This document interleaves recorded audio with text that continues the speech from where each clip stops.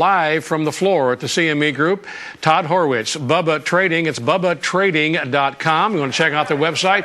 Livestock Complex. Just throw it over to you. And what do you think about the up of the market after limit down on Friday? Well, I think we expected this action market. We've kind of laid this market out pretty nicely since we last talked. I think that there's now a better chance that we'll see that lower level that I want to see, that I actually want to buy. I'm not interested in being a short seller. I told you I would like to short them when they were spiking higher last week. But what I really want is I want that pullback. There's a little gap that was left in the chart when they had the rollover. I'd like to see that gap come in and get filled, which puts me at about 125, 126 in live cattle.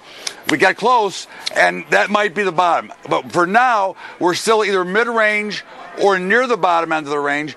I want to see that bottom end of the range come into play, in which I will then buy, or I want to see it build a new bottom range in which I can get into. As far as the others, I just think you're right in the middle here, and there's not much for me to do right here. I think I don't want to speculate that which way we're going to go from here. I need some good solid levels, and I don't have them from right here. Yeah, right now. So putting all those economic factors together, as you did so nicely for the grain trade, and what it might mean for the U.S. producer, what about all those things, stock market, dollar, China's currency, when you talk about livestock? Is there a connection you can make there?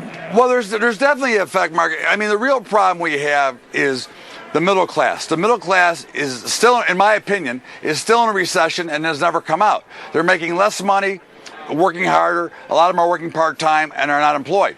So that creates a bigger problem. Why? Because the middle class are the true builders of any economy. They're the ones who are going to go out and buy that steak for the family to have a special meal.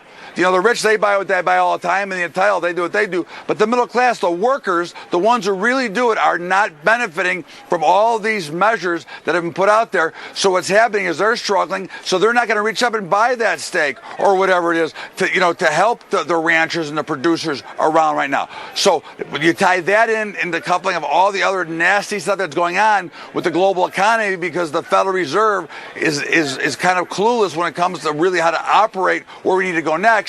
I mean, if they raise interest rates again, that would be ridiculous, because all they're doing is strengthening the dollar. We need a weaker dollar so that we can go back to exporting our goods, because Ben Bernanke started this whole currency war himself when he devalued the dollar. So overall, it has a smaller effect, but effect just the same, because it relates back to our middle class. And our middle class is not working, and the ones that are working are not making enough money.